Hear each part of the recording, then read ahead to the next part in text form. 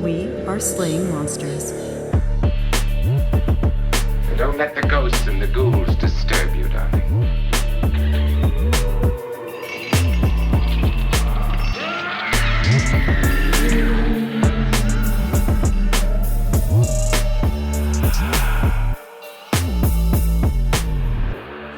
Cool. I mean, I'm on the squeaky part of the floor. There is no unsqueaky part of this floor. I mean, yeah, what did he say? That a house talks to you, right? Who said that? Eric, our realtor. Oh, yeah. Yeah, the house talks to you. Yeah, this house definitely talks. I love it. It doesn't help that I work out in here, and it's like I'm probably making the hardwood floor worse. I don't know. I mean, it's also like it's an old house. It's just kind of squeaky is what it does. It does. Yeah. Over time, floorboards change and whatever. And we were hearing weird knocks last night. Remember that? Were you hearing weird knocks last night? No, we were hearing weird knocks last night. Oh, we were hearing weird knocks. Yes. Yeah, no, we did. Well, I thought it was a dripping. It sounded like a dripping, but it wasn't. It wasn't. It was just the central heating expanding and contracting. Well, the central heating itself doesn't expand and contract. It makes the wood surrounding it expand and contract. So our ducts are probably pressed against a piece of flooring or a joist or something like that, and causing that to expand and contract as they heat up. Yep. But it sounded exactly like something dripping inside the walls, just only when the heat was on, which is really fascinating. It's really interesting. And we don't usually have the heat up that high, but we got a new kitten and we wanted to keep the house really nice for the new kitten. Yes. So Yes, we have a new member of the family. It's very exciting. And she was a little malnourished when we got her because she didn't come from a great situation. So she had a hoarding situation. Yeah. So she's a little light, meaning she doesn't have a whole lot of weight on her. And she is adorable, but she's wonderful. Probably a little chilly. She's a little chilly. Yeah. She's a cutie girl. She's a sweet pea. I love her to death. But for now, Fox Sisters. So this is Slaying Monsters. We got Matt over here. Hey. And this is EJ. And we are on our third episode. Yes, we are. Last time. Let's see. What happened last time? Oh, God. Oh, the girls were torturing their one sister's boyfriend or something? Yes, Calvin Brown. Yes. Yep. He was staying with them. The spirits were throwing things at him. They were knocking all around. They were hitting him with his own cane. And really, just in general, the sisters had started upping their seance game. Moving from mysterious knocks, which they had started doing, to full-on spiritual manifestations, moving tables, right? That table-turning exercise that we talked about.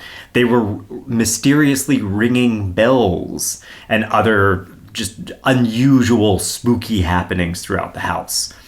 Remember, they went to Corinthian Hall as well, because the spirits told them, hire Corinthian Hall, and the spirits said, move to another house, and all that good stuff, right? Yeah. So currently, their de facto publicist, a man named Eliab Capron, he suggested going on tour. By the way, today I will be referencing Corruption from the Captain, the story of Isaiah Reinders by Vincent Amoroso, published on Culture Trip. So the Fox sisters are going on tour. The spring of 1850, they head out of Albany, New York. Sorry. Why do you say oh? Oh, because I know Albany. I love Albany, New York. It's a cool town. Yeah. I spent a lot of time as a kid there, so.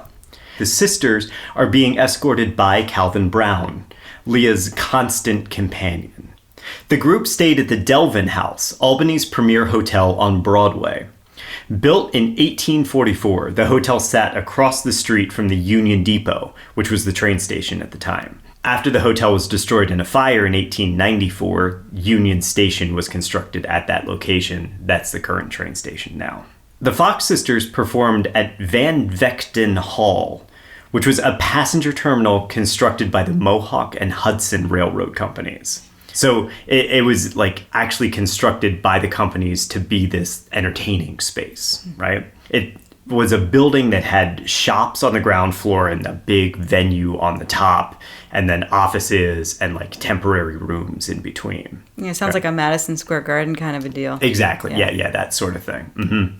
So there's, brand new gas lamps on the street, and people would have crowded the blocks around this Van Vechten Hall in hopes of catching sight of these sisters during their walk from the Delvin house to Van Vechten. Really? That's how big they were? Yeah. Wow, okay. They attracted like their share of believers and detractors, and they would have heard boos and insults as well as like cheers. Oh, wow, really? Yeah. Damn. Yeah, you had people on both sides, because there were always the people that were like, oh, I don't believe you. And then there were the people that were like, I think what you're doing is against God. See, that's where I think they'd be booing. Yes. Not for the I don't believe you, because those people would probably be out like getting coffee and having brunch. Like, that's very apathetic. Yeah, who the hell are these people? If you wanted to see the Fox sisters perform, it'd cost you $1 per person, which is 4 times the price of the Corinthian Hall shows. They also offered private seances, and those they performed in their hotel room. So Barbara Weisberg estimates that their weekly expenses were about $150, an amount that they easily made back over the course of their tour. Leah wrote that they even stayed in the best rooms of the hotel during this tour, okay? As a side note, the Hathi Trust Digital Library has done extensive research into labor rates throughout U.S. history. The average wage for a female day laborer in a cotton factory, one of the few places women could work in 1850, was about $9 per month. Wool factories paid more. They were about $12 a month, or about $3 a week, okay? The Fox sisters were making well over $150 per week, because that was their expenses, right? Their expenses were $150 per week. They were making more than that, and someone who worked at a wool factory made $3 a week. Wow. Yeah. That's a big difference. So Yes. so they could pull in that kind of money with no problem. So because I remember the last time we left this, they were at quite a crossroads. Yes. And so the decision was, let's go on tour. And then just like that, it was like, now we're in the money. Well, yeah, you might remember they were charging 50 cents. Yeah. 25 cents for a ticket to their Corinthian Hall shows. Yeah. And now they're charging $1 a person. It's right? Yeah, that's Yeah. a big leap. And they were commanding it. It. So listen to this. This is from Leah's autobiography. During our stay in Albany, our rooms were thronged with anxious investigators from all the neighboring towns and cities. We usually met the higher order of intelligences, as conceited Nabob, that means a rich dude, and the equally conceited representative of the morally lower classes were seldom attracted to subjects beyond their comprehension and above their sympathies. Okay. Leah's starting to get a little haughty, right? Yeah, well, she should. But their acts brought not only believers, but skeptics as well, and sometimes harsh ones at that. The Fox Sisters act flew in the face of the Second Great Awakening and the rising tide of the Protestant revival. At one show, a man stood up and called out that the sisters were speaking to demons, and he demanded their arrest. Leah, in her typical badass fashion, writes, "But the good old days of Cotton Mather and the hangings at Salem were past, and after the contentious but narrow bigot resumed his seat, no further notice was taken of the good man or of his suggestion." Nice. I like that. That was well put. Yeah. Yep. Yeah. She's kind of a badass. She's cool. She knows her history. She's like, no, we're not doing that shit again. Yeah. This is a new age. She goes on to detail when a hot-headed minister, Dr. Statz, actually managed to get the Albany court to issue a warrant for the sisters' arrest. Yeah. What? Yeah, like he went to the court and said that what they were doing was the work of the devil and they had to be arrested, right? 17 men arrived at the sisters' rooms that afternoon. All it took was a demonstration and the right amount of polite kindness. And the judges not only left empty-handed, But those men continued to attend the Fox Sisters shows throughout their stay in Albany. Yes. That's amazing. So, yeah, like they brought these people in to arrest the Fox Sisters. The Fox Sisters spun it. Were like, no, let's give you a demonstration before you arrest us. You'll see that we are legitimate. And they did. And the men are like, holy shit, we're going to come back. This is amazing. Right? I feel like this is not the first time they've converted somebody into a believer and like...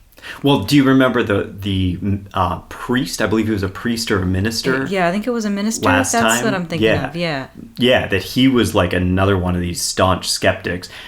He's the one that they moved the table for. That's right. And then he was like, oh my God, this is absolutely true. Because he thought they were clairvoyants, not speaking with spirits.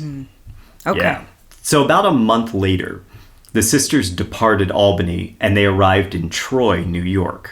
They performed here as well for crowds that Leah hilariously refers to as Trojans before heading on to New York City. Interestingly, it's here that the women spectators, for the first time, call the sisters out on cracking their toes and knees to make the sounds. Really? Yeah, Troy, of all places, right? These astute Trojan women also insisted that male mediums wouldn't have been as successful because their act would be put under greater scrutiny. Yeah. Oh, interesting. They called them out completely. But as we see happen time and time again, the Fox Sisters just kind of laugh off the accusations and they head on to New York City. They arrived there in June of 1850. They're staying at the Barnum Hotel in Lower Manhattan, a hotel owned by the cousin of P.T. Barnum, the famous circus man. Rochester, that you could call a thriving metropolis, but it's got nothing on New York. So, the sisters are there. People are jostling them in the sidewalk. You have carriages rolling down the streets, buildings already towering over everything, reflecting back the sounds of the city. Remember, Maggie and Kate grew up in the relative quiet of Western New York State. They loved this urban energy, and they fed off the noise and the speed of all of it. The sisters roll into New York, and they quickly start updating their wardrobes. They're using their seance money. Yeah, buying new dresses, new coats, everything, right? So one of the first sessions in New York was with Horace Greeley. Do you know who that is, EJ? That sounds familiar. Okay, yeah. I've heard that name, that's all I know. Okay, yeah. Horace Greeley was the head of the New York Tribune. Okay. And he probably connected with the sisters instantly. See, he'd grown up in poverty too. And his parents were poor farmers in New Hampshire. He had this voracious appetite for reading. And he educated himself by reading every single book in his neighbor's library. Ah. So he was just there devouring all the reading material he could get his hands on. He was 11 years old, which was Kate's age when she started doing the rappings. Okay. And he ran away from home and tried to get a job in printing, but he was turned away because he was a kid. I mean, obviously, right? He was 11 years old. That's not that crazy. They put kids in warehouses and factories. Yeah, I mean, I guess it was good that they turned him away. It really they were like, this job is too nice for you. Go stick your arm in a machine over down the street, please. Right. Yeah. What was the thing where there were machines? This is probably an urban legend, that there were machines that the children put their hands into to get stuff out of the machines because their hands were smaller than the adults. That's not an urban legend. That's not an urban legend? No. That really happened? There's photographs of that. Okay, yeah. Yeah, like that. They did that. Yeah. Go on, kid. Stick a hand in there. And that, in my head, all I can think of is Stephen King's The Mangler, about the sentient machine that comes to life and starts eating people. That's a great That's totally story. What I think of. So 9 years later, at the age of 20, Greeley moves to New York, and within 3 years, he's published his own newspaper, The New Yorker. No relation to New Yorker magazine. Okay. Totally different paper. Okay. Yeah. I saw your eyes get real big. I was like, no. Okay. Totally different paper. Greeley goes on to head the successful New York Tribune. He employed Margaret Fuller as a literary editor, who She would go on to become the first American female war correspondent. His first assistant, Henry J. Raymond, goes on to found the New York Times 10 years later. Wow. Yeah. Yeah, this is like the birth of news, right? Yeah. The Tribune, they're promoting the works of Henry David Thoreau, Oh, man. Ralph Waldo Emerson, and it held itself to this high journalistic standard. There's a historian, Alan Nevins, who says that most newspapers of the time employed scandals, dubious medical advertisements, and flippant personalities, right? And that's not what Greeley wants to do. He wants his paper to focus on setting a new standard in American journalism. And he does it by combining energy in news gathering with good taste, high moral standards, and intellectual speed. So there's an interesting transition that's happening in news at this time. And it's one of the reasons why the Fox sisters ended up becoming as successful as they did. We're starting to see the development of print news journalism as an actual thing, right? That there are now articles about these sisters. They can get publicity from it. Yes. And this guy is one of the first people they have a seance with. Because, as we've said from the very beginning, Leah isn't dumb. She knew how to pick their targets, and she picked him very specifically because she's like, look, print journalism's becoming a thing. If we can get this guy, if we can get our names in papers, we're going to skyrocket. Right? Yeah. And I think that, not that I know much about journalism at the time, but it sounds to me like they're building upon like the ethics of journalism, like they're laying the groundwork for that. And And I can see how that would be appealing to her because, oh, look, everybody trusts this magazine. Exactly. Or not magazine, this newspaper. Yeah. Right. Because up until this time, there's a lot of sensationalism going on in journalism, right? Right. Mm-hmm. And we're in this world where your journalism newspapers are almost like tall tales. Like, they tell you what's going on, but they also have these stories about, like, the Thunderbird photograph is one of these classic ones that come a couple decades later, but these guys shoot the Thunderbird. They're talking about, oh, we shot down this pterodactyl, all this stuff. But like that sort of tall tale is what you read in journalism these days. So this is the time where it's starting to shift over into, no, we're going to have ethics. We're going to report on actual news. We're going to do it in an intellectual way, right? Makes sense. Now, if I have a prediction for this guy, I'm going to say that he's probably skeptical. Oh, yeah. All the men are skeptical. If you haven't gotten that yet.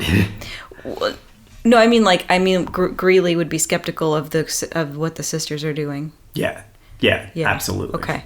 Horace Greeley, accompanied by Margaret Fuller, his editor, attended a seance with the Fox sisters. Greeley, no stranger to tragedy, had lost 5 of his 7 children. Oh, my God. Although he's probably not without fault, okay? He kept his wife, Mary, constantly pregnant, and he refused to help out in child rearing. Whoa. Probably because he considered his career too important to be bothered with trivial matters like keeping the kids alive. Sounds like a very typical man at that time. He really, unfortunately, like this really was. This is very typical of the male role at the time. So poor Mary Greeley is left overworked. She likely developed clinical depression. Apparently, Greeley's immediately taken by the sisters, right? Oh, he's not skeptical. He sits down. He's skeptical to begin with. Okay. He sits down. They start doing their act, and he's like, "Oh my God, this is amazing! You're totally talking to the spirits. Look at the table move. Look at the, like all of it, right? Yeah. Oh wow." He's particularly taken with young Kate, the, of course, little ingenue of it, right? She has a way of playing both childlike innocence and spiritual insight, and she's really starting to hone it on this tour. So Horace Greeley, writes a glowing review of the Fox sisters' seances. And within a short time, they are just flooded with guests in the middle of New York City, dude. Oh, man. And in the middle of a tour schedule. Yeah. So now I will say, New York, a little bit more cosmopolitan, a little bit more skeptical, right? But only slightly. Remember, mesmerism, which we talked about last time.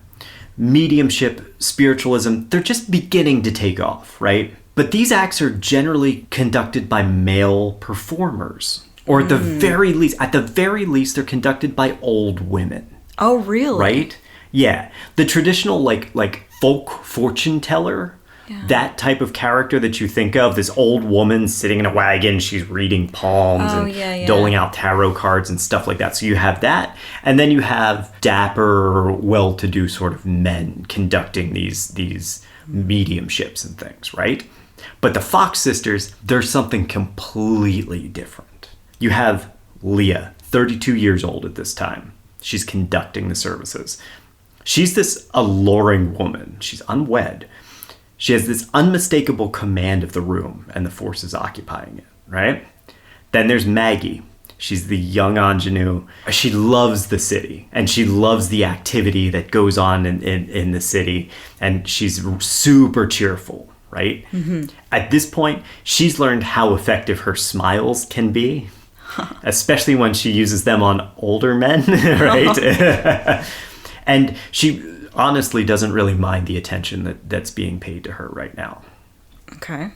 And then there's Kate, who's this adorable little girl.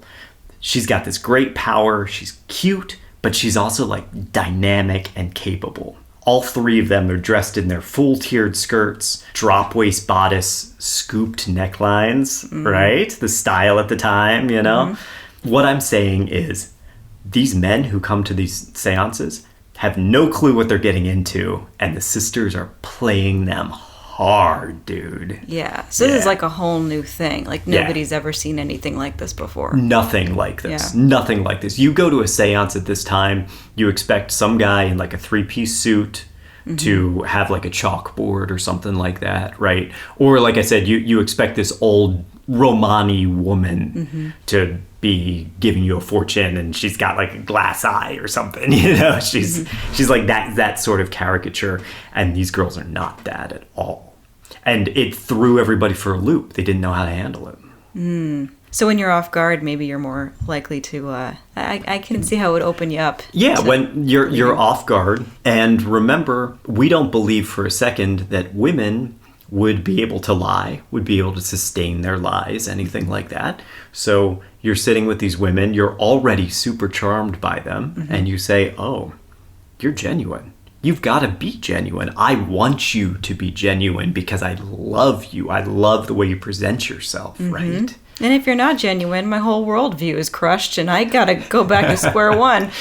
Who am I? What is this world? Well, yeah, certainly that too. Because you also have these very egotistical men. Horace Greeley's one of them, dude, coming in. He's an intellectual. He runs a newspaper. He should probably be taking care of his wife and kids. He probably should be. He should be home being a father. But you know, he prides himself on this stuff, and they do their little act, and he just can't. He can't possibly see that they're duping him. One famous session included Captain Isaiah Reinders, who's an early mob boss in New York City. Ooh.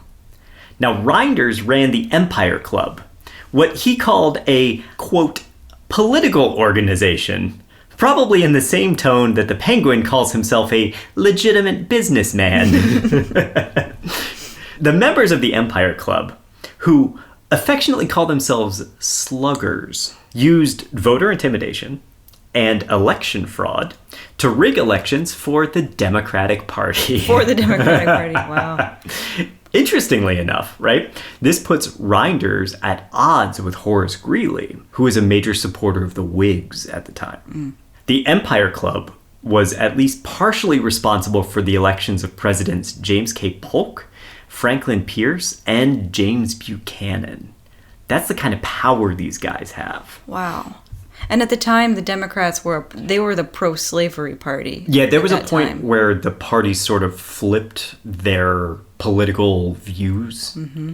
And the Democrats became more liberal and the Republicans became more conservative. But at the time, the Democrats are absolutely the more conservative, more traditional party. Yeah. Yeah. Okay. Now, Reinders and his sluggers, they once showed up at a polling place and they threatened to beat the shit out of anybody who voted Whig, which caused 500 people to flee the polls. Oh, God. It's a significant amount of people. It was his view that violence and intimidation were a vital part of politics. Not surprisingly, he secured all the benefits of having friends in high places, and he ended up being made a U.S. Marshal by James Buchanan, who owed Reinders for his election, because Reinders was doing all of these machinations behind the scenes, right? Ew. What a slime ball. What a slug.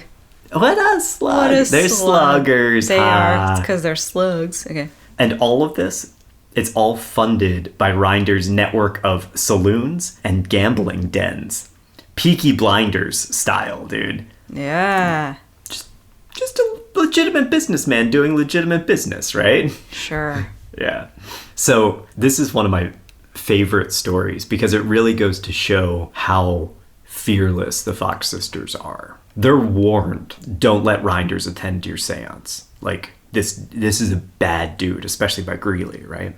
Leah is not intimidated at all. Reinders shows up, and he even says he expected old Quaker women, not the young, vivacious foxes that he meets, right? Mm-hmm.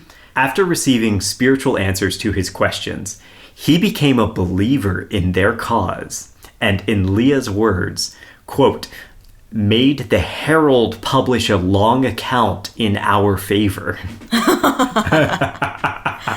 She's so good. She's like, bring it on. Yeah. Bring on these people that might not like me, and I will flip that script on them so hard. Time and time again, Man, dude. She's just doing it. She's fearless. And she's awesome. not, she's not keeping them out. She's not saying, no, we're not going to meet with these people. She's like, bring them on. Bring them on. We're going to convince them. Man, she should have been the president in the United States. Seriously, right? Yeah. That article in the Herald that he forced them to write brought the sisters under his protection as well, which makes them the first mob-backed spiritual mediums in history. Whoa. That's amazing. Yeah. Yeah. Oh, wow. Yeah, they were backed and supported by the mob. That is crazy. Despite their security from Reinders, or perhaps because of it, the sisters allowed their methods to be investigated time and time again. Although, again, this mostly involved them being like poked, prodded, and searched, right? Their willingness to subject themselves to this in a time when men didn't even really touch their wives, right? It's a reminder of the way the seances were conducted. These small groups of men sitting in these dimly lit rooms with attractive women allowed to inspect them likely had this like sexual electricity. Likely. Yeah. I'd say it definitely did. That's so freaking bizarre, and it's like this unspoken perk to it for them. Right. God. Right. It's more than just an occult show, right? It's this early burlesque type thing that we talked about before. Mm-hmm. It's this like sexy secret side of their show, and a role that these sisters are just playing perfectly. Their parlor in New York seated 30 people at a time. That's $5 a head if you're going to their personal private show. They're doing 3 sessions a day. They're making thousands of dollars a month in a time where female laborers in factories are making less than $10 a month. Oh my God. Thousands of dollars. I know. You can't even fathom the success that they had. Wow. Yeah. I'll just think of Jeff Bezos. I mean, kinda. Like, yeah. It's a huge disparity. I mean, it's gigantic. And remember, they're farm kids. Mm-hmm. Leah was teaching piano lessons 2 years earlier. How does she even handle this? Well, I'm glad you asked. Glad you asked. No, they spent money. You know, they came to New York. They bought all new wardrobes. They got rid of all their old clothes. They're dressing really well. They're out on the town. They're engaging with the New York socialites. They're drinking. They're eating really well. All of this. They are the epitome of celebrity right now. But it's like that's a huge trajectory in such a short amount of time. Yes. And it's like there's people that handle it well and there's people that don't. Like I think about this, I don't know how true any of this is, but when I think about the unsinkable Molly Brown and how, like, I think she married into money or something like that. I'm not tremendously familiar with her. I'm not going to claim that I know much, Yeah. but I honestly am going off of the very historically accurate Titanic by James Cameron. And I'm just remembering that scene where Molly Brown talked to Jack Dawson. Yep. Is that his name? Jack and Dawson. she was like, this is how you use the silverware. And I was like, okay, so she's somebody who had that trajectory. She came into that society and she was very together. Yeah. As far as I know, she could have been I don't know, she could have been wild. I don't know. But it just seems to me like there's different ways to handle this kind of influx, and curious to see how they handle it. Yeah, and they would have had to learn these things too. They would have had to learn how to integrate with the wealthier, the more cosmopolitan side of society and life. Leah has a bit of a leg up there because she's been in Rochester. She's been teaching these piano lessons probably to the more wealthy people of Rochester, right? So, you know, she has a bit of a look into that side of things. But yeah, a lot of it they had to learn more or less overnight, within like a year. Yeah, while still being themselves. Yes, while still being very true to their brand, and it's tough. Very true. Yeah. So, as the sisters plan their return to Rochester, tragedy strikes Horace Greeley. His editor, Margaret Fuller, died in a shipwreck off Fire Island. Oh, no. Bereaved, Greeley offered to take Kate under his wing and educate her. The sisters agreed, and Leah and Maggie returned to Rochester, leaving Kate behind in the care of the depressed Mary Greeley. Wait a minute. Like, what? Like, he took another kid on? Yes. He can't even take care of his own kids. Oh, yeah. Yeah. No, he can't take care of his own kids. So he became sort of, like, taken by her, and... not in a like weird way. Not in a weird way, but remember last time how Capron also kind of took Kate under his wing and helped her. There's this thing about Kate, her childlike energy really makes people want to take care of her, want to almost rescue her from the life of the spiritual medium, almost as if like Leah and Maggie are already too far gone, but they can kind of save this little girl, right? Yet they love what she does at the same time. Oh yeah, they adore it. Yeah, that's and interesting. you know that she like went to that house, and between her lessons, every now and then Greeley would pop his head in and be like, did the spirits have anything to say to me right now? And then they knock, and you'd be like, whoa, wow. Wow. Yeah. So his wife, she must have been thrilled by this. Oh, yeah, she loved it. So back in Rochester, the elder sisters continue to hold their seances. In November of 1850, Maggie strikes out on her own, traveling to Troy, New York again, in what turns out to be a terrifying excursion. The Fox sisters, they're no strangers to skeptics, right? And they're used to having hecklers in their audience. This is just kind of a sign of the times. Even claims that they were witches or like agents of the devil were pretty commonplace. But they'd never experienced the threat of physical violence before. Now, the house Maggie took in Troy was situated next to a lumber yard. And a mob of men posted themselves in that lumber yard. First, they threw stones at her house, and then they actually broke in. Luckily, the proprietor, Mr. Booton, was ready, and he locked Maggie in a closet and attacked the intruders. Wow. Yeah. So they like broke in because they thought that what she was doing was so evil, right? Oh my God. So Booton telegraphs Leah, who hops on the first train to Troy to come rescue Maggie. Leah changes trains in Schenectady, New York. No sooner had they left the station that a man sits down beside her and he begins to interrogate her, asking like, where you going? What's your business? Oh my God. Given the situation, and she doesn't know, like, is this man trying to do harm or is he just like gruff and trying to be friendly? But it disturbs Leah, so she moves her seat. The man follows her. Ugh. Now there are two other men who come and sit around her. Leah calls them out to the conductor. Conductor tells the men to fuck off, or at least, get off at the Troy station, right? Leah arrives in Troy. She disembarks the train like a goddamn celebrity. There's a carriage waiting for her. And as she gets off the train, 2 men step forward, pistols drawn, and they help her into the carriage. She said that the carriage was followed the whole way to Bouton's, where armed men helped her from the carriage to the house. And Leah and Maggie then flee to Albany, again staying at the Delvin house and like recovering their wits. What is it about Troy? You tell me. That's your area, isn't it? Yeah, yes. I have family. Yes, but you know what? It's a nice town. I don't want to This happened. Seriously. This happened in Troy. I don't think it's a thing about Troy. I think it's just a sign of what is starting to happen. Mm-hmm. That celebrity status does not come without its pitfalls. Definitely. Right? Mm-hmm. And I think they had a little bit of protection in New York because Reinders had this article written and in the process was sort of like, you fuck with the sisters, you fuck with the sluggers. Right? I was wondering where the sluggers were during all this. Well, this is Troy. This isn't New York City. They can come up to Troy. Come on. Well.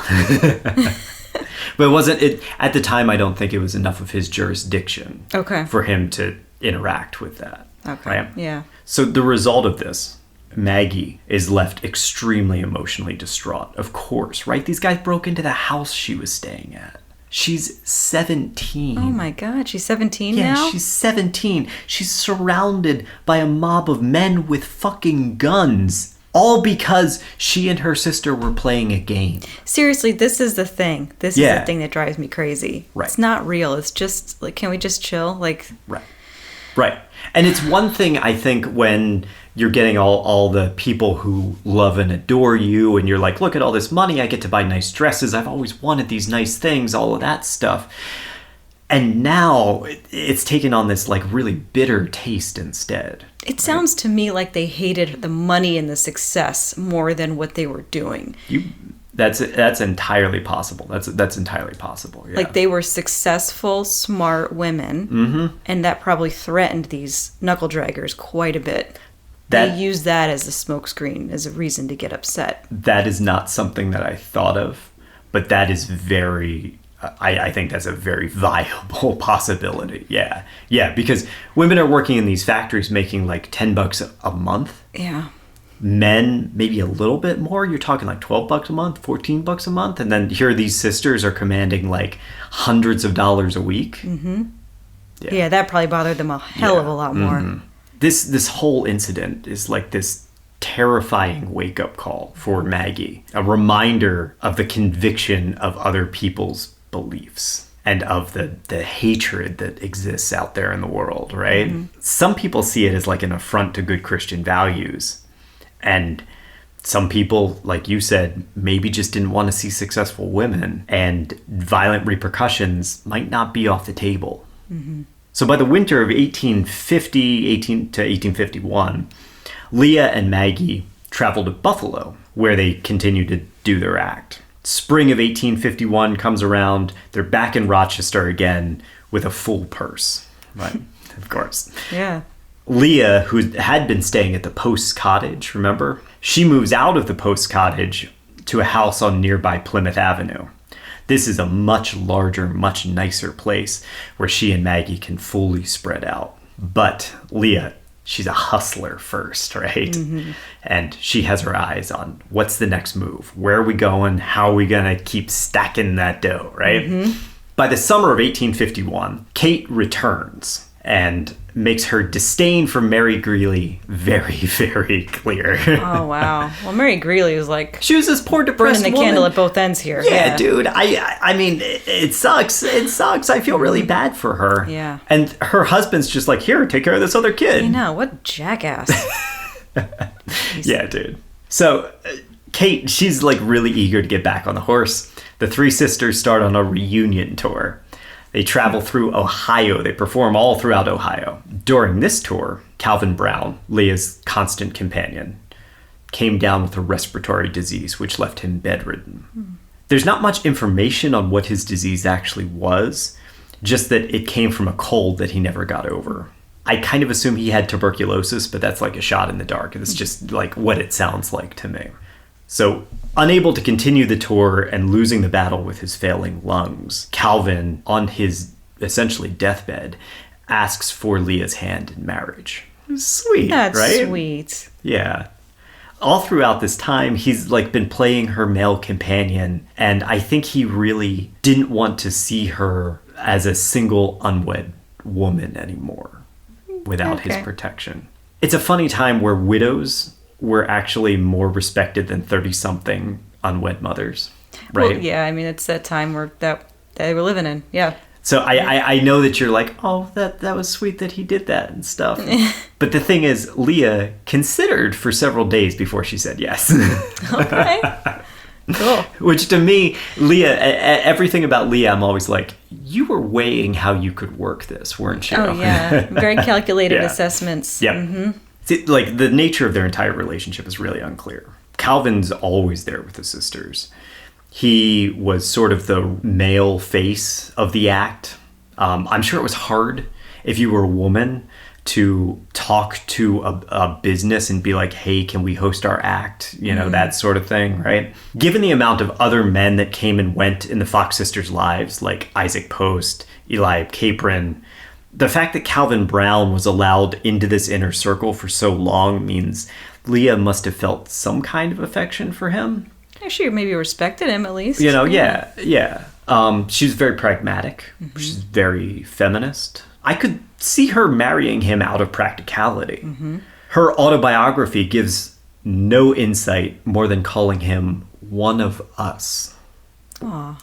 Whatever that means. Mm-hmm. I don't know if Calvin knew what was going on.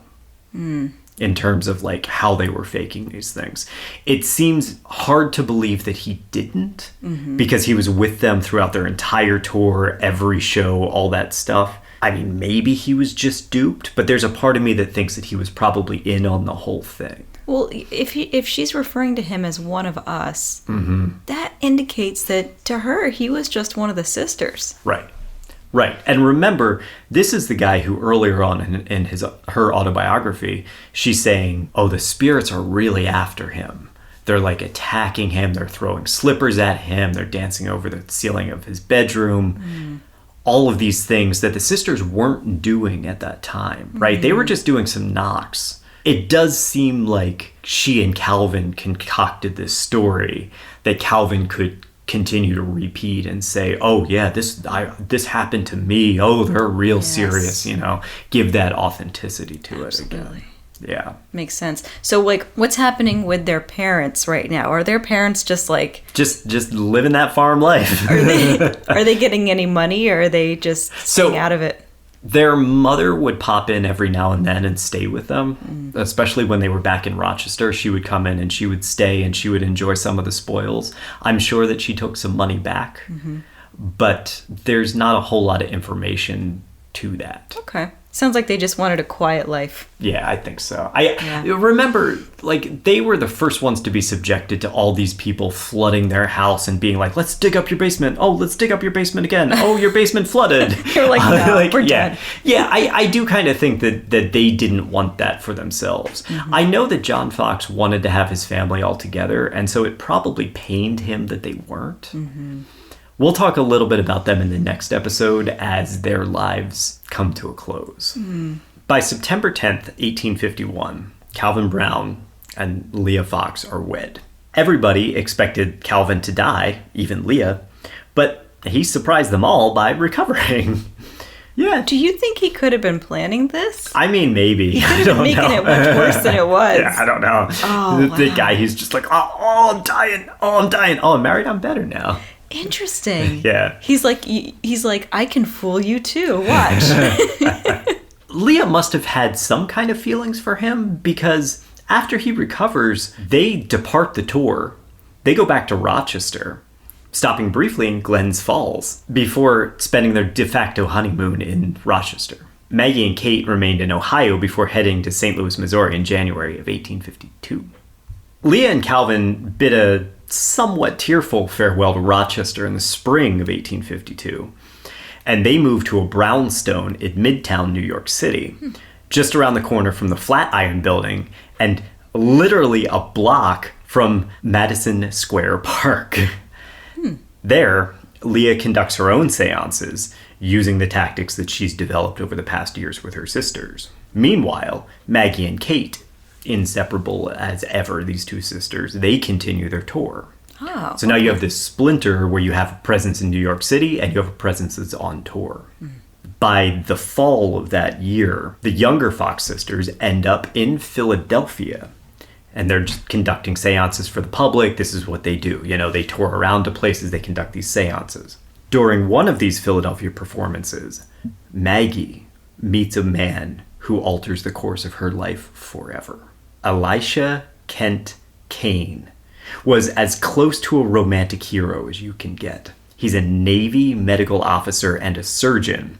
He's served aboard ships all over the world, from the Philippines, Africa, Mexico, and even the Arctic. He's been on the second expedition attempting to locate the lost Franklin ships, the Terror and Erebus, and he unfortunately failed in his efforts.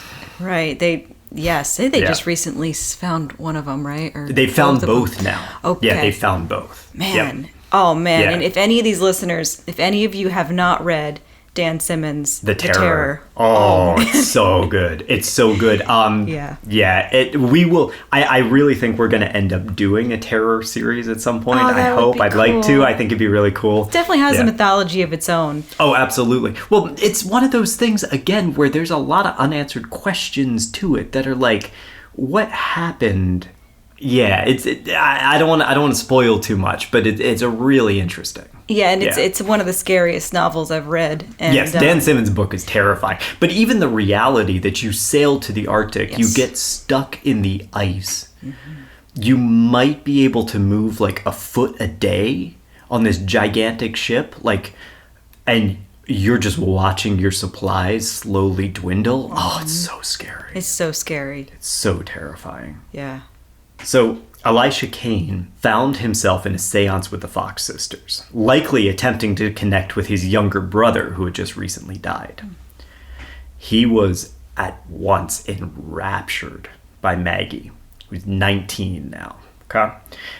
The air of mystery surrounding this poised, graceful woman intrigues him, and he immediately starts courting her. How old is he? He's 32. Okay. Yeah, he's 32, she's 19.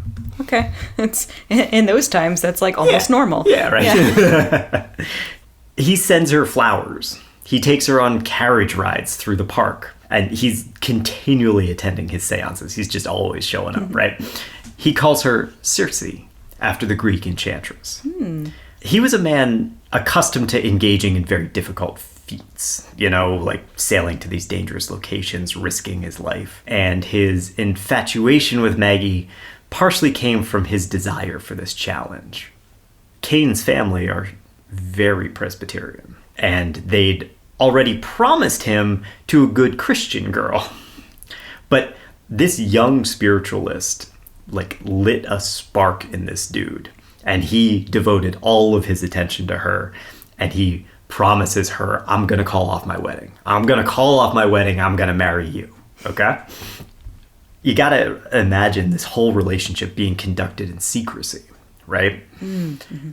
Kane can't have his family catching on that he's courting this other woman. Maggie becomes absolutely enthralled with this man because he's just like her.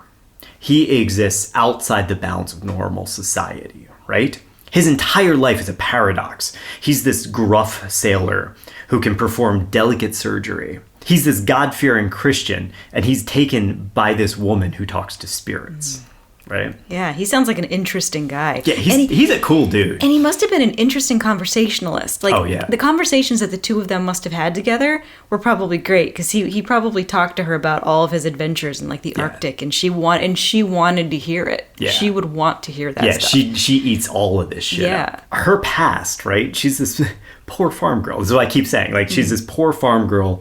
Now she's clashing with the socialite lifestyle, right? And she's failing to enjoy it. Despite her appearances, fine dresses, the wealthy parlors, she's still an outcast.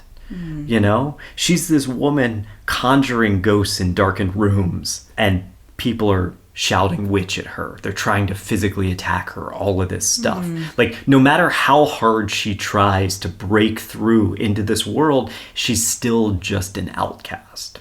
Man, to get that far and to have people just hate you, that's really hard. Yeah, this is what she's dealing with all the time. And she sees in him this duality that really just kind of she connects with, right? And I think that also she's at this point starting to long for comfort. She's starting to long for normalcy. And that's what Cain's offering. He keeps asking her, this is a quote in from one of his letters, quit this life of dreary sameness and suspected deceit. Like, come, let me marry you, let me bring you into, so you're actually like part of the life that you want to be without needing to jump these hoops to get there, without needing to be subjected to all the whispered rumors to get there, right? I'm sure she's made enough money at this point. She could probably leave it behind and be fine. Yeah, totally, right? Yeah. So the following January brings the younger sisters, Maggie and Kate, back to New York City to live with Leah and Calvin. Calvin's still recovering, and he still has like the effects of his disease. Then the sisters travel to Washington, D.C. that February, and Cain starts writing her letters. Maggie and Kate at this point hate D.C. They hate performing for politicians. Really? Yeah, they fucking despise it, dude. Why? What is it about that? So this is one of Kate's letters that she wrote to her mother. I am tired of my life. Only think of it. Last evening, a party of 12 fine-looking gentlemen visited our rooms. All but 2 were as drunk as they could well be. They made mean, low remarks. Only imagine Maggie and me, dear mother, before a crowd of drunken senators. One very fine-looking man stood up before the crowd and addressed them thus. I wish to be heard, gentlemen. This is all humbug, but it is worth $1 to sit in the sunlight of Miss Kate's eyes. Oh, how we wished for you, dear Leah. I told them if my sister Leah was with us, they would not dare insult us. They would be escorted by officers from our rooms. Washington is a mean city. Oh. I think of them almost like, you know, these young celebrities like Britney Spears. Yeah. You know, you come up as a kid, you don't fully understand what's going on. It's fun to be in the spotlight. It's fun to do the work. Mm-hmm. You're enjoying it. You're making a bunch of money. And then as you get older, you start to be like, oh, fuck, this is awful. Yeah. Like there's what the fuck? Yeah. There's a dark side to humanity that like I have been shielded from. Yes. To a point. And now it's here and it's like, oh man, that's awful. I know. Yeah. I feel so bad for them. Yeah, me too. It's likely that the sisters had been drinking wine for some time, but given the rowdy, alcoholic nature of Washington, D.C., they certainly perfected the craft here. Okay. Both sisters began to grow weary of the life on the road and the constantly fickle crowds. So, much like touring musicians, they began medicating with alcohol to help them get through their shows. Yeah. All this only served to reinforce Cain's advances on Maggie. He promised to whisk her out of this life, to pay for her education, and make a proper woman out of her. Cain begins sending her clothing, sleeves to like cover her bare arms, and handkerchiefs, things to make her appear more ladylike, a little less seductive, right? Okay. Yeah. Interesting. I assume that this is all Cain trying to get his spiritual Circe into an acceptable mold for his family. Yeah. Because remember, he's betrothed to somebody else currently. Yeah. We know that he kept her secret, and Maggie herself said he was the only person who actually wanted her to better herself, rather than just continue the grueling tour life that she was living. So, like, even her parents probably weren't very supportive of her walking away from this. And Leah certainly wasn't. Oh, Leah wanted her doing it. So Leah harbors an intense dislike for Cain. She sees him as driving a wedge between herself and the other 2 Fox sisters. Leah has stock in keeping Maggie around and performing because she doesn't want her to go to school. This disagreement might have come to more of a head, but tragedy struck the Fox family in May of 1853, which distracted Leah and drove Maggie even further on her downward spiral. So on May 4th, 1853, Calvin Brown finally lost the battle with his illness and he died. Mm-hmm. Leah describes his passing by detailing the events of the funeral instead of talking about her grief. Mm. The name dropping in place of emotion probably shed some light on her relationship with him, given that just a few paragraphs earlier, she writes that she did nothing but cry all the way from Rochester to Syracuse when they moved to New York. Mm. It seems to me that Leah's connection with Rochester and her Rochester friends was stronger than her relationship with Calvin, at least at that time. Okay. Now, Elisha Kent attended the funeral service, but his presence was more than support for the grieving. He'd been in communication with Lady Jane Franklin, and he had just completed fundraising for another expedition to the Arctic to search for her lost husband's ships. That's the Franklin from... Yep. Oh, yep. my Yeah. God. Terror in the Erebus, right? Okay. Mm-hmm. So he knows that he's following in the footsteps of this famous nautical disaster, yeah. right? But he intends to make his affairs right before he leaves. So Kane proposed to Maggie at her brother-in-law's funeral. Ooh, tacky. Yeah, I know. Yeah, but he knows that he's about to embark on this perilous expedition, and she says yes.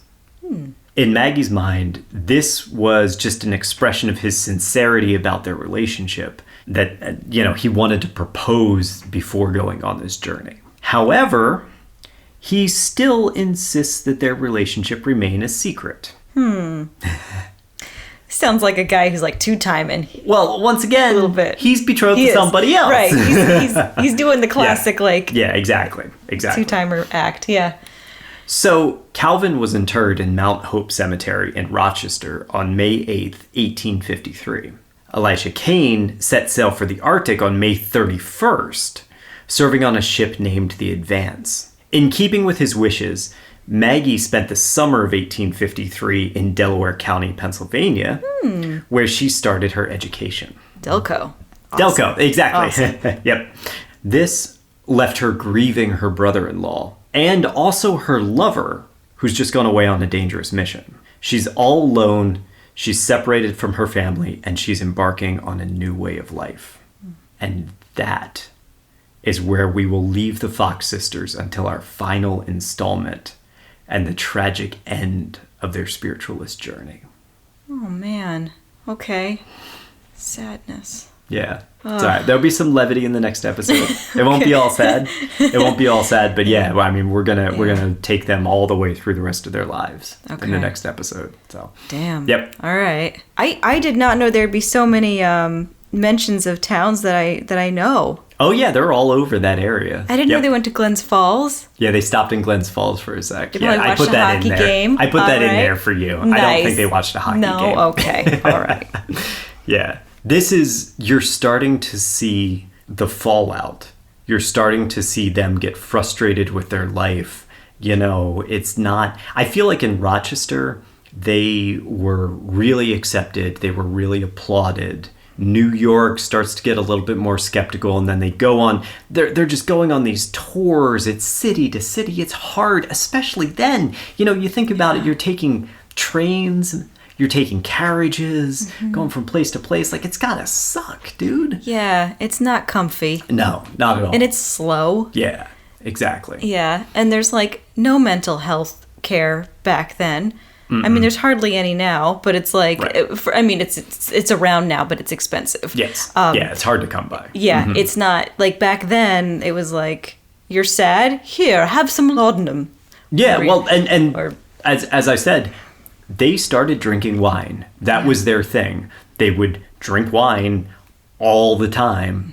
And they probably did a bunch of their shows like half drunk or more than half drunk, several sheets to the wind, They were and so good at it. Yeah. They probably didn't need to be. Yeah, and I mean, it lost all the veil of fun as they started to go more on tour.